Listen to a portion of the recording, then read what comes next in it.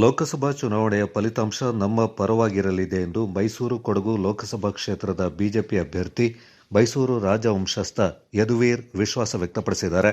ಮಡಿಕೇರಿಯಲ್ಲಿ ಸುದ್ದಿಗಾರರೊಂದಿಗೆ ಮಾತನಾಡಿದ ಅವರು, ಪಕ್ಷದ ಪ್ರಮುಖರಿಂದ ಹಾಗೂ ಕಾರ್ಯಕರ್ತರಿಂದ ವಿಶ್ವಾಸಕ್ಕೆ ತೆಗೆದುಕೊಳ್ಳುವ ಕಾರ್ಯ ನಡೆದಿದೆ. ಎಲ್ಲರ ಮನೆಗಳಿಗೆ ಭೇಟಿ ನೀಡಿ ಬೆಂಬಲ ಕೋರಲಾಗ್ತಾ ಇದೆ.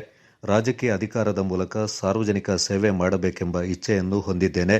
ಫಲಿತಾಂಶ ನಮ್ಮ ಕಡೆಗೆ ಬರುವ ವಿಶ್ವಾಸವಿದೆ ಎಂದರು. ಬಾಲ್ಯದಿಂದಲೂ ಕೊಡಗಿನೊಂದಿಗೆ ಭಾವನಾತ್ಮಕ ಸಂಬಂಧವಿದೆ. ಕೊಡಗಿನ ನಾಗರಹೊಳೆ, ಬ್ರಹ್ಮಗಿರಿ ಸೇರಿದಂತೆ ವಿವಿಧೆಡೆಗಳಿಗೆ ಭೇಟಿ ನೀಡಿದ್ದೇನೆ. ಇಲ್ಲಿನ ಪ್ರಕೃತಿ ಸೊಬಗಂದ ಅನುಭವಿಸಿದ್ದೇನೆ ಮತ್ತು ಕಾವೇರಿ ನಾಡಿನೊಂದಿಗೆ ಅವಿನಾಭಾವ ಸಂಬಂಧ ಹೊಂದಿರುವುದಾಗಿ ತಿಳಿಸಿದರು.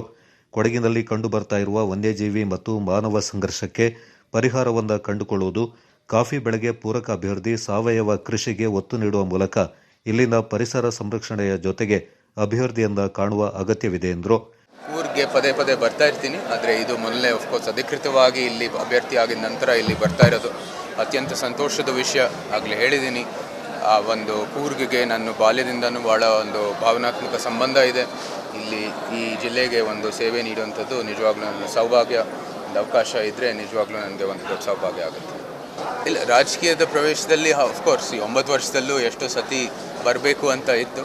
ಆದರೆ ನನ್ನ ಮನಸ್ಸಿಗೆ ನನಗೆ ಈ ಕಡೆಗೆ ಒಂದು ರೀತಿಯ ಲೀನಿಂಗ್ ಬಂದಿದ್ದು ಈ 1 ವರ್ಷದಿಂದ. ಯಾಕಂದರೆ ನಿಜವಾಗ ಅದು ದೊಡ್ಡ ಬದಲಾವಣೆ ತರಬೇಕಂದ್ರೆ ಅದು ಬರೀ ನೀತಿ ನಿಯಮ ಮೂಲಕ ತರ್ಬೋದು. ಸೊ ಅದೆಲ್ಲನೂ ಜಾರಿ ಮಾಡಬೇಕಂದ್ರೆ ಇದು ನಿಜವಾದ ಅಧಿಕಾರ ಇರೋದು ರಾಜಕೀಯದಲ್ಲಿ. ರಾಜಕೀಯದ ಮೂಲಕ ಒಬ್ಬ ಪ್ರತಿನಿಧಿಯಾಗಿ ಇಂಥ ಒಂದು ಬದಲಾವಣೆ ತರಲಿಕ್ಕೆ ಇದು ಒಂದು ಒಳ್ಳೆಯ ವ್ಯವಸ್ಥೆ. ಅದರಲ್ಲಿ ಜನರ ಜೊತೆ ಆ ವ್ಯವಸ್ಥೆ ಎಲ್ಲ ನಿಂತಿರೋ ಅದಕ್ಕೆ ನಮ್ಮ ಮೈಸೂರನ್ನು ಭಾರತಕ್ಕೆ ಒದಗಿಸಿದ ನಂತರನೇ ಇದಕ್ಕೆ ಕಾರಣ ಅಂದರೆ ನಮ್ಮೆಲ್ಲರಿಗೂ ನಮ್ಮ ವೃತ್ತಿ ಜೀವನ ಸೃಷ್ಟಿಸಲು ಎಲ್ಲರಿಗೂ ಒಂದು ಸ್ವಾತಂತ್ರ್ಯ ಇದೆ ಅಂತ. ಸೊ ಅದರಲ್ಲಿ ನನ್ನ ವೃತ್ತಿ ಜೀವನವನ್ನು ಸೃಷ್ಟಿಸಲು ನನಗೆ ಒಂದು ಇದು ದೊಡ್ಡ ಅವಕಾಶ.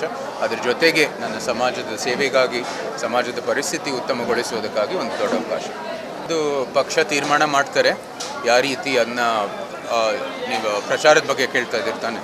ಸೊ ಅದು ಪ್ರಚಾರ ಹೇಗೆ ಮಾಡಬೇಕು ಅಂತ ಅವರು ತೀರ್ಮಾನ ಮಾಡ್ತಾರೆ. ಸೊ ಅದಾದ ನಂತರ ಅದು ನಮ್ಮ ಇದ್ರ ಸ್ನೇಹಿತರು ಅದು ಇರುತ್ತೆ, ಯಾವಾಗಲೂ ಸಂಬಂಧಗಳು ಇರುತ್ತೆ ಯಾವಾಗಲೂ. ಸೊ ಅದು ನಾನು ಮುಂದುವರಿತಾ ಹೋಗುತ್ತೆ. ರಾಜಕೀಯ ಕ್ಷೇತ್ರದಲ್ಲಿ ನಾವು ರಾಜಕೀಯದ ಇದು ಏನೇನು ನಡಿಬೇಕಾಗುತ್ತೆ ಅದು ನಡೆಯುತ್ತೆ.